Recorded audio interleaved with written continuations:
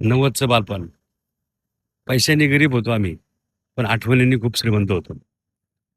त्या काळात ऑनलाईन नव्हतो, पण प्रत्येक नातं मनापासून कनेक्ट होतं. मातीचा सुगंध, पावसातली धमाल आणि आईच्या हातचं जेवण ह्यालाच खरंच सुख मानायचो आम्ही. त्यावेळी खेळण्यात आनंद मानायचो आणि आता आठवणीतच समाधान शोधतोय. बालपण संपलं, पण त्या काळातलं हसू अजूनही मनात जपून ठेवलंय.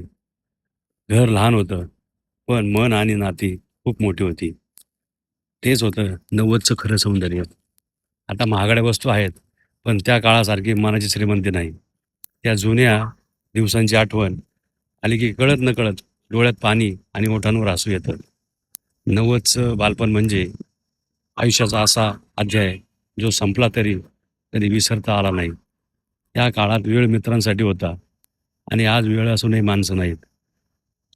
90च्या काळातले ती बाकावर बसलेले मित्र, ती शाळा आजही मनात कायम घर करून बसलेली आहे. आज कितीही मोठं झालो आम्ही, तरी अजूनही त्या मैत्रीमध्ये जिवंत आहोत, असा भास होतो.